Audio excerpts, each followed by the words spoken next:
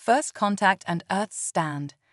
The year was 2157, and humanity had just taken its first tentative steps beyond the solar system. The Proxima Centauri colony, barely 5 years old, was a testament to human perseverance and ingenuity. Back on Earth, the United Nations Space Command, UNSC, coordinated humanity's expansion into the cosmos, a fragile alliance of nations united by the promise of the stars. Commander Elena Rodriguez stood on the observation deck of the UNSC flagship, Horizon, her dark eyes fixed on the holographic display of Earth's defense grid. A network of satellites and space stations formed a protective cocoon around humanity's cradle. Elena's lips curved into a small smile. It wasn't much compared to what lay beyond, but it was a start. Commander, with picking up anomalous readings at the edge of the solar system, Lieutenant Yuki Tanaka's voice crackled through the comm. Elena's smile faded. Define anomalous, Lieutenant. Massive energy signatures, ma'am.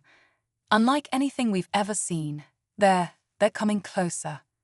Heart racing, Elena barked orders to raise the alert level across the entire system. Within minutes, the Horizon's bridge was a flurry of activity, screens flickering with data as the crew worked to make sense of the situation. The anomaly resolved into a fleet of ships, each larger than anything humanity had ever constructed.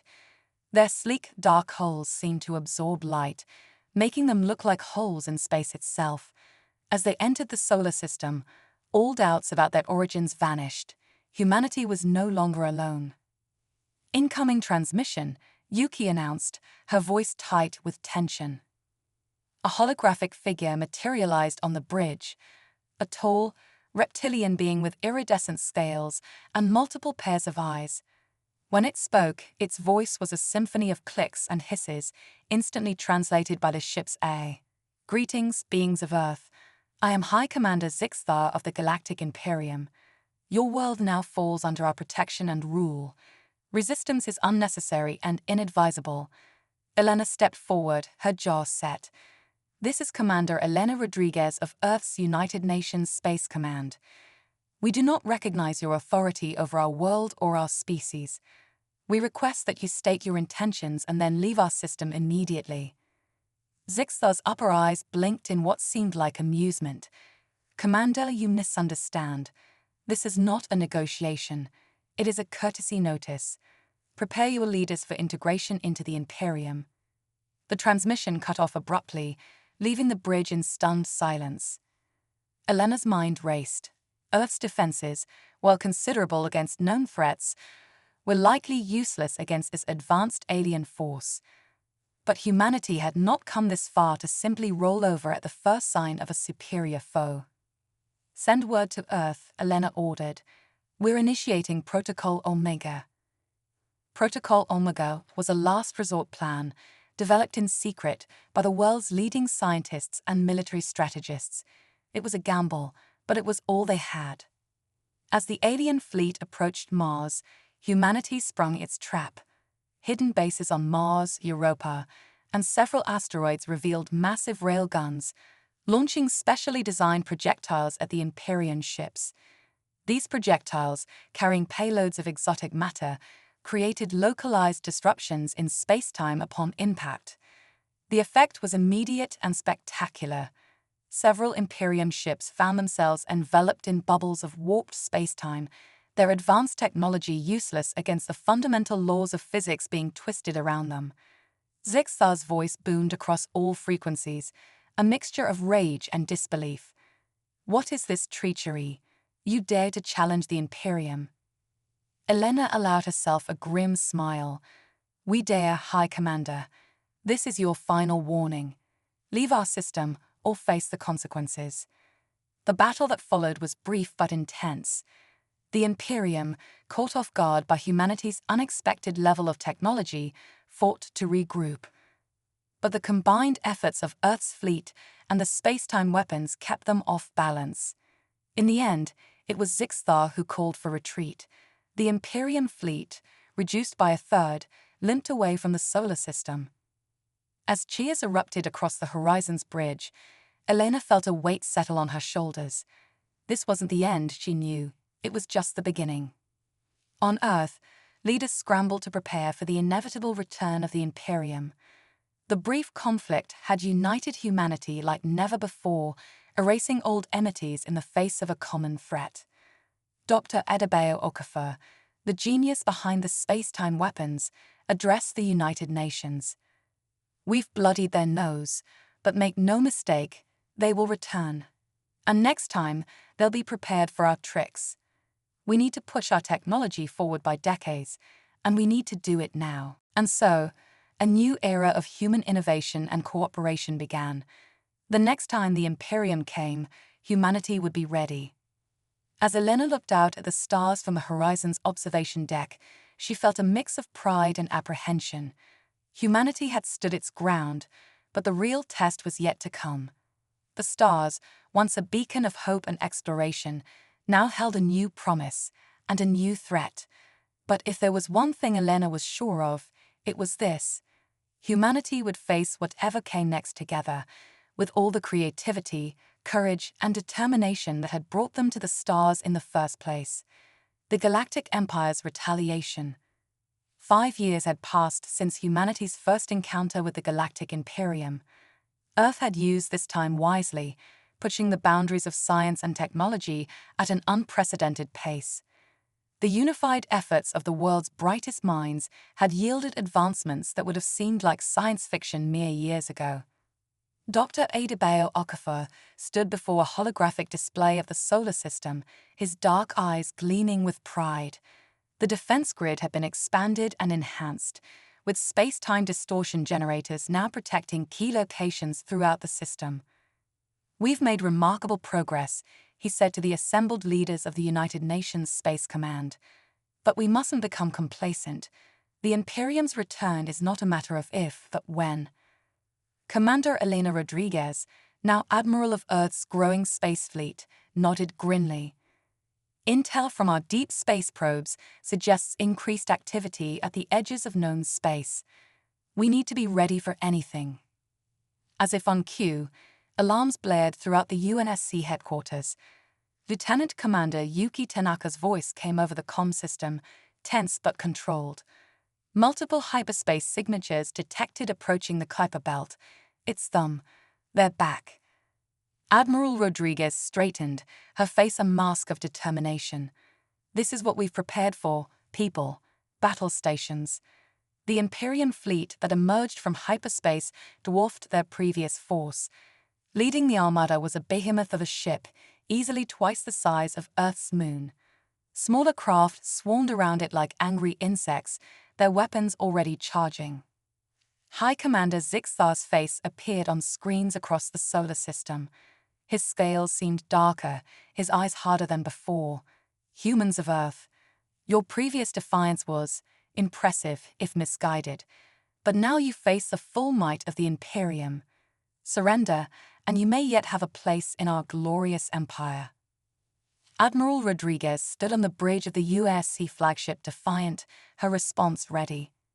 "High Commander, we rejected your offer of protection 5 years ago. Our answer remains the same. Earth is not yours to take." Zixar's multiple eyes narrowed. "So be it. Let it be known that what follows is by your choice." The transmission cut off, and all hell broke loose. The Imperium fleet advanced, their weapons unleashing a barrage that lit up space. But humanity was ready. The enhanced defense grid sprang to life, space-time distortion fields blossoming to intercept the incoming fire. Earth's fleet engaged, ships darting between the massive Imperium vessels with agility that surprised their foes. Years of studying the previous encounter had allowed human engineers to develop countermeasures to Imperium technology. On the Defiance bridge, Admiral Rodriguez coordinated the defense. "Activate Project Honeybee," she ordered. Across the solar system, hidden installations powered up. Swarms of drone ships, each no larger than a car, emerged from secret bases on Mars, the Moon, and various asteroids. These drones, guided by advanced AI, swarmed the Imperium ships. Where they impacted, they released a specially engineered nanite payload that began to eat through the alien hulls. High Commander Zixthar watched in growing horror as reports flooded in of ships being disabled by the humans' strange new weapons. Impossible, he hissed. They were primitives just cycles ago. But humanity's advantage was not without cost. Despite their preparations, the sheer firepower of the Imperium fleet was overwhelming. Earth's defenses were being whittled down, and gaps were beginning to appear in their lines. Dr. Okafor's voice came through on a priority channel. "Admiral, we're losing ground. But I have an idea. It's risky, but it might turn the tide." "At this point, Doctor, I'm open to anything," Rodriguez replied, gripping her chair as the Defiance shuddered under enemy fire. "We've been working on a prototype quantum entanglement device," Okafor explained quickly. "In theory, it could create a temporary wormhole, if we can lure their main ship close enough to Jupiter." Rodriguez understood immediately. "We could send it and a good chunk of their fleet into the gas giant. Do it." The next hour was a deadly dance as Earth's forces worked to maneuver the Imperium's massive command ship into position. Human ships made daring attacks, drawing fire and attention, while taking heavy losses in the process. Finally, the trap was sprung. A burst of energy unlike anything seen before erupted from a station hidden in Jupiter's orbit. Space itself seemed to tear open, the edges of the rift crackling with otherworldly energies. The Imperium command ship, caught in the gravitational pull of both Jupiter and the artificial wormhole, began to break apart. Zixthar's final transmission was a mix of rage and disbelief before the ship was torn asunder, taking a significant portion of the Imperium fleet with it. The remaining Imperium ships, leaderless and facing an enemy far more formidable than they had anticipated, retreated in disarray. As the solar system fell quiet once more, the true cost of the victory became clear. Millions had died defending Earth. The moon's cities lay in ruins. Mars' fledgling colonies had been all but wiped out. Admiral Rodriguez stood before the United Nations, her uniform crisped, despite the bandages visible beneath. "We've won a great victory," she said sullenly. "But this war is far from over. The Imperium will return, and next time, they'll bring everything they have." She paused, looking out over the assembled leaders of humanity. "We've proven that Earth will not fall easily. Now we must show the galaxy that humanity will not just survive, we will thrive. The stars themselves must become our fortress." As humanity began the long process of rebuilding, a new sense of purpose filled the air. They had faced the darkness between the stars and emerged victorious. Whatever came next, Earth would be ready. In the depths of space, on the edge of the solar system, a probe watched the retreating Imperium fleet. Silently, it detached from its hiding spot on a distant Kuiper Belt object. Its mission, to follow the Imperium, to learn, and to prepare humanity for the battles to come. The journey into the unknown had just begun. Earth's technological leap. The decade following the Imperium's second defeat was one of unprecedented growth and innovation for humanity. The threat of alien invasion had united Earth's nations like never before, channeling resources and brilliant minds towards a single goal: survival. Dr. Adebayo Okafor, now heading the newly established Global Advanced Research Projects Agency, GARPA, stood before a holographic display of the Milky Way. Dotted across the galactic map were indicators of human expansion, colonies, outposts, and deep space research stations stretching far beyond the solar system. "Ladies and gentlemen," he addressed the assembled world leaders, "I'm pleased to report that Project Starforge is now operational." A murmur of excitement rippled through the room. Project Starforge had been humanity's most ambitious undertaking yet, a massive space station capable of harvesting energy directly from the sun and using it to manufacture ships and technology at an unprecedented rate. Admiral Elena Rodriguez, her hair now streaked with gray, but her eyes as sharp as ever, leaned forward, and the Lazarus Protocol. Dr. Okafor's face grew solemn. successful, but not without ethical concerns, we can now effectively back up human consciousness and transfer it to cloned bodies. It's not true immortality, but it means we can send our best and brightest into the most dangerous situations without fear of losing their knowledge and experience. Rodriguez finished. It's a game changer. As the meeting continued, discussing advancements in AI integration, nanotechnology, and dark matter manipulation, a young lieutenant burst into the room, face pale. "Apologies for the interruption," he gasped, "but we've received a transmission from the probe we sent after the Imperium fleet." The room fell silent as the lieutenant activated a holographic display. The image that appeared showed a massive structure hanging in space, a ring world of impossible scale, teeming with ships and energy signatures. "By all that's holy," someone whispered. "Is that the Imperium's home system?" Rodriguez confirmed, her voice tight. "And it seems they're preparing for war on a scale we can scarcely imagine." The images continued, showing vast shipyards constructing vessels that dwarfed even the massive command ship humanity had faced before. Planets stripped bare for resources, stellar engines harnessing the power of entire stars. Dr. Okafor's mind raced, calculating odds and possibilities. "We've made great strides," he said slowly, "but this is beyond anything we've prepared for." Rodriguez's jaw set in determination. "Then we'll just have to make greater strides. Humanity has come too far to falter now." In the months that followed, Earth kicked its already impressive rate of advancement into overdrive. The Starforge station was joined by others, creating a network of manufacturing hubs throughout near space.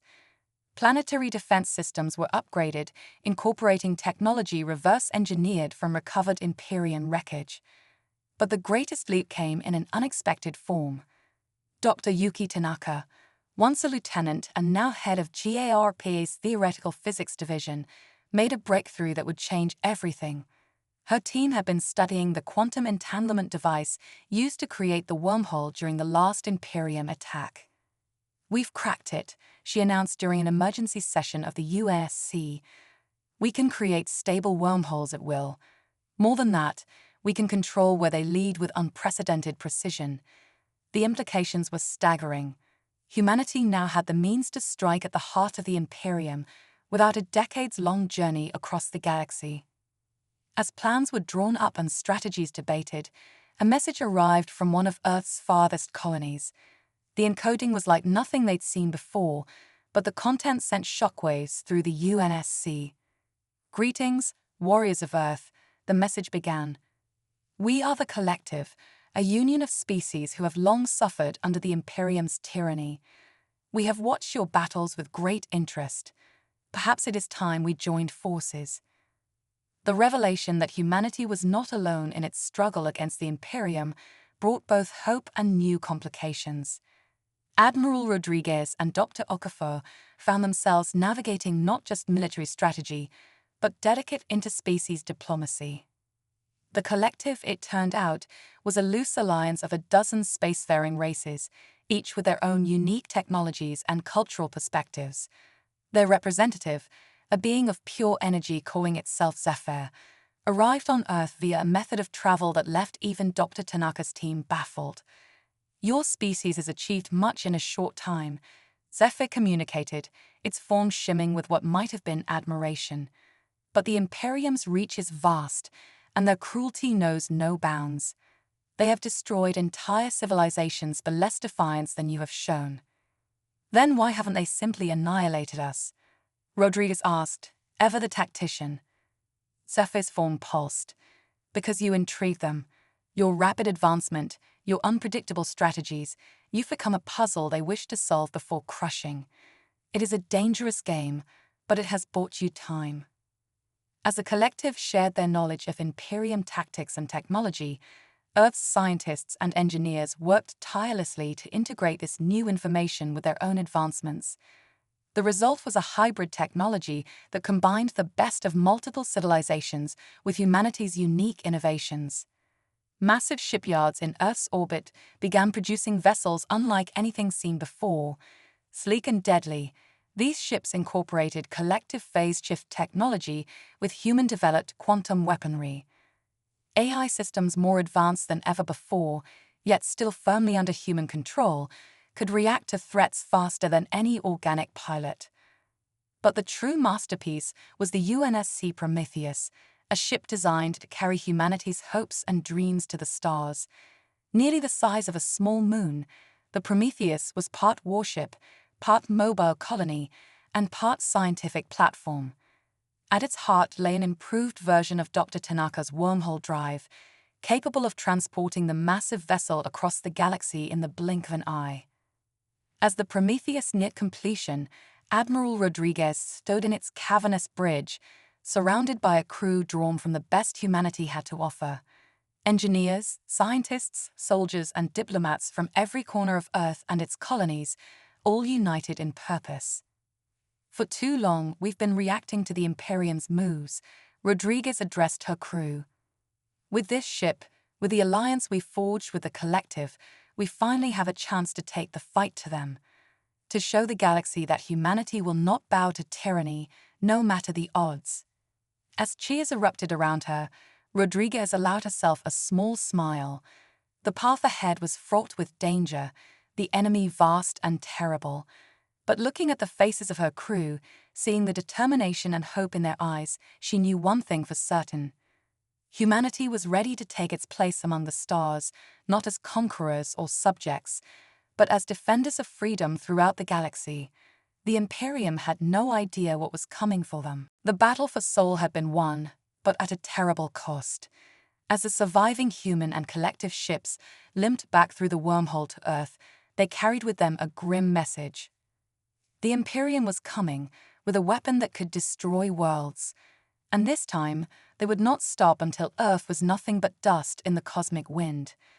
In the darkness of space, as the remnants of the battle faded into the void, a small, unnoticed probe detached itself from the wreckage of the Prometheus. Its mission, to carry the preserved minds of humanity's finest back to Earth, where they would be reborn to fight another day. The war for the galaxy had truly begun, and humanity's greatest challenge lay ahead. A new era for humanity. The Sol system was a hive of frenetic activity. Every planet, moon, and asteroid buzzed with preparation for the coming storm. Earth, once a blue marble of tranquility, now bristled with defenses that would have been unimaginable just decades ago. In a secret facility deep beneath the Mariana Trench, a group of scientists huddled around a glowing stasis pod. Inside, the preserved consciousness of Admiral Elena Rodriguez stirred to life, transferred into a new, cloned body. As Rodriguez's eyes fluttered open, Dr. Yuki Tanaka's face came into focus, lined with worry and lack of sleep. "Welcome back, Admiral," she said softly. We've needed you." Rodriguez sat up, her new body feeling both familiar and strange. "Report, Doctor. How long was I out?" 3 months, Tanaka replied.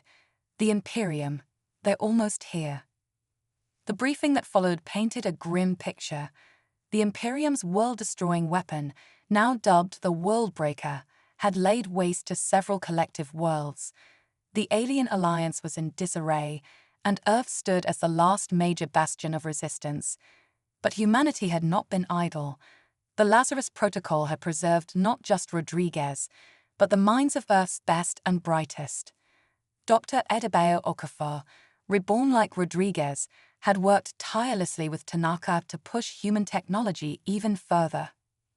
"We've cracked it, Elena," Okafor said, his eyes gleaming with the fire of discovery. "We found a way to fight back against the Worldbreaker." The plan was audacious, bordering on insane. Using a network of wormhole generators placed throughout the solar system, they would create a massive, interconnected field of distorted space-time. In theory, it could disperse the energy of the Worldbreaker, rendering it harmless. "But we only get one shot," Tanaka added. "If it fails." "It won't," Rodriguez said firmly. "Humanity didn't come this far to fall now. Begin the evacuation of Earth. We'll make our stand here, but we need to ensure our species' survival, no matter the outcome." As the days ticked by, millions of humans were transported to hidden colonies beyond the reach of the Imperium.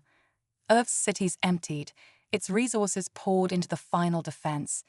The remaining population worked with grim determination, knowing they might be the last generation to call Earth home.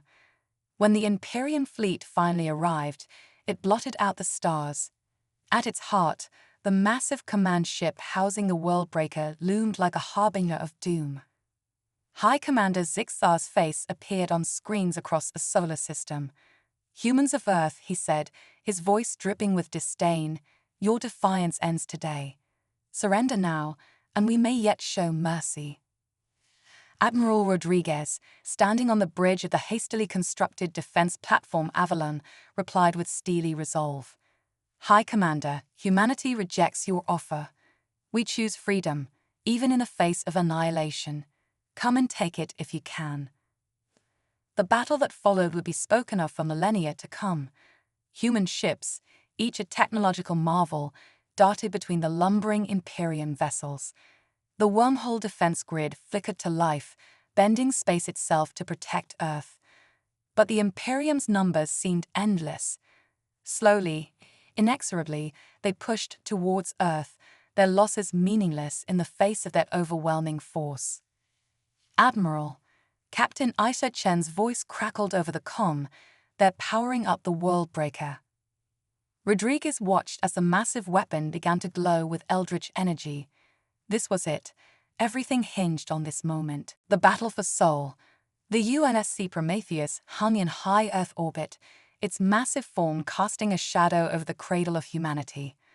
Admiral Elena Rodriguez stood on the bridge, her weathered face illuminated by the holographic displays surrounding her. The ship hummed with barely contained power, a testament to how far humanity had come. "Final systems check complete, Admiral," reported Captain Aisha Chen, her voice steady despite the tension palpable in the air. "All stations report ready." Rodriguez nodded, her eyes fixed on the swirling portal forming in front of the Prometheus. Dr. Yuki Tanaka's wormhole drive was about to face its greatest test yet. "Very well, Captain. Commence Operation Thunderbolt." As the Prometheus entered the wormhole, followed by a fleet of Earth's most advanced warships, a sense of apprehension mixed with determination filled every heart. This was humanity's first major offensive against the Imperium, a bold strike at one of their key shipyards on the edge of their territory. The journey, which would have taken years at conventional speeds, was over in moments. The human fleet erupted into real space amid a sea of stars unfamiliar to Earth charts. For a brief moment, there was silence. Then, chaos erupted. The Empyrean shipyard, a sprawling structure larger than Earth's moon, bristled with defensive weaponry. Swarms of enemy fighters poured forth, their alien designs a stark contrast to the sleek human vessels. "All ships engage as planned," Rodriguez's voice rang out across the fleet. "Remember your training, remember Earth. We are humanity's vanguard, and we will not falter." The battle for Sol. The UNSC Prometheus hung in high Earth orbit, its massive form casting a shadow over the cradle of humanity. Admiral Elena Rodriguez stood on the bridge, her weathered face illuminated by the holographic displays surrounding her. The ship hummed with barely contained power, a testament to how far humanity had come. "Final systems check complete, Admiral," reported Captain Aisha Chen, her voice steady despite the tension palpable in the air. "All stations report ready." Rodriguez nodded, her eyes fixed on the swirling portal forming in front of the Prometheus. Dr. Yuki Tanaka's wormhole drive was about to face its greatest test yet. "Very well, Captain. Commence Operation Thunderbolt." As the Prometheus entered the wormhole, followed by a fleet of Earth's most advanced warships, a sense of apprehension mixed with determination filled every heart. This was humanity's first major offensive against the Imperium, a bold strike at one of their key shipyards on the edge of their territory. The journey, which would have taken years at conventional speeds, was over in moments. The human fleet erupted into real space amid a sea of stars unfamiliar to Earth charts. For a brief moment, there was silence. Then, chaos erupted. The Empyrean shipyard, a sprawling structure larger than Earth's moon, bristled with defensive weaponry. Swarms of enemy fighters poured forth, their alien designs a stark contrast to the sleek human vessels. All ships engage as planned. Rodriguez's voice rang out across the fleet. Remember your training. Remember Earth. We are humanity's vanguard, and we will not falter. Enough, Zixthar hissed, his scales darkening with fury. Prepare the world breaker. It's time we showed these primitives the true might of the Imperium. Back on the Prometheus, Rodriguez felt a chill run down her spine. Something was wrong. The Imperium forces were pulling back, regrouping around their command ship. Admiral. Dr. Tanaka's voice was tight with worry. We're detecting a massive energy buildup in the Imperium flagship. It's like nothing we've ever seen before. Before Rodriguez could respond, space itself seemed to tear open. A beam of pure destruction lanced out from the Imperium command ship, cutting through collective and human ships alike as if they were paper. Evasive maneuvers. Rodriguez shouted, but she knew it was too late. The beam was heading straight for the Prometheus, and nothing in their arsenal could hope to stop it. In that moment, as death itself reached out to claim them, Rodriguez made a decision that would echo through human history. Dr. Okafor, she said, her voice calm despite the chaos around her, initiate the Lazarus Protocol. For all of us.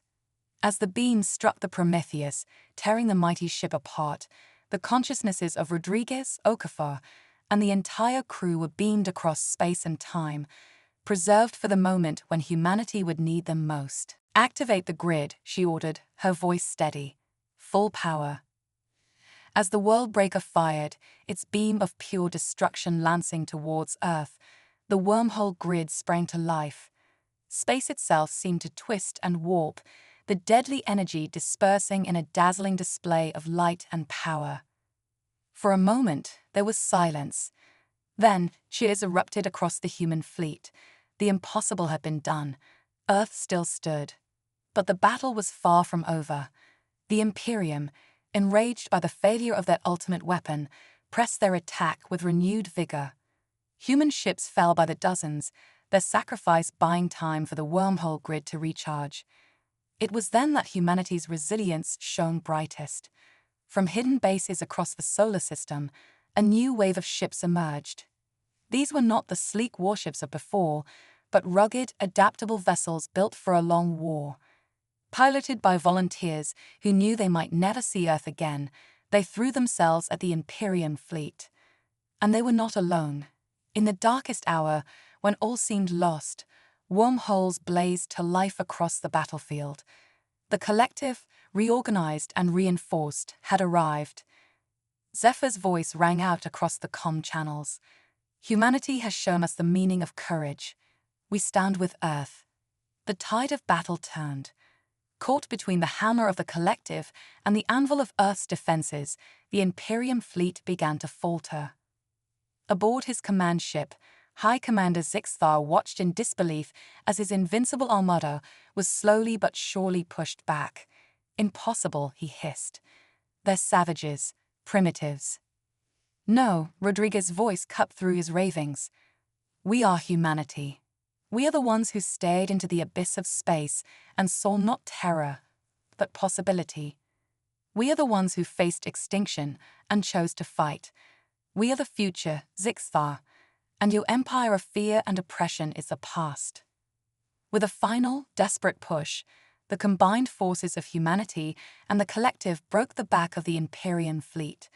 Zixthar's command ship, crippled and burning, listed in space, a dying Leviathan. As human and collective ships surrounded the fallen Titan, Rodriguez opened a channel. High Commander, your fleet is destroyed. Your weapon is neutralized. Surrender and face justice for your crimes against sentient life. Zixthar's reply was a bitter laugh. Justice? You fool. The Imperium stretches across half the galaxy. This defeat means nothing. Perhaps, Rodriguez agreed, but it means everything to us. And now the galaxy knows you can be beaten. In the days that followed, as the Sol system was secured and the long process of rebuilding began, humanity found itself changed. No longer were they alone in the cosmos. No longer were they helpless in the face of advanced civilizations. Earth, scared but unbroken, became a beacon of hope for oppressed species across the galaxy. The collective, impressed by humanity's spirit and ingenuity, offered full membership in their alliance. But humanity's journey was far from over. The Imperium still ruled vast swaths of the galaxy, and other threats lurked in the cosmic dark. Yet, as Admiral Rodriguez looked out at the stars from the observation deck of the Avalon, she felt not fear, but anticipation. "We were forged in the crucible of survival," she mused to Dr. Okafor and Dr. Tanaka, who stood beside her. "Tempered by adversity, honed by challenge. And now we take our place among the stars not as conquerors, not as subjects, but as guardians." Okafor nodded, his eyes gleaming with the possibilities ahead. The Imperium thought they could break us. Instead, they've unleashed something they can't control, a humanity united with the technology of the collective and the spirit that brought us to the stars. "So," Tanaka asked, a smile playing on her lips, "where do we go from here?" Rodriguez's gaze remained fixed on the starfield before them, countless points of light representing worlds to be explored, civilizations to be met, and challenges to be faced. "Everywhere," she said simply. "We go everywhere." As the Avalon's engines hummed to life, preparing to take humanity's finest on their next great adventure, one thing was certain: the galaxy would never be the same again. Humanity had arrived on the cosmic stage, and their story was just beginning. The stars awaited, and humanity, born of Earth but children of the cosmos, was ready to meet them.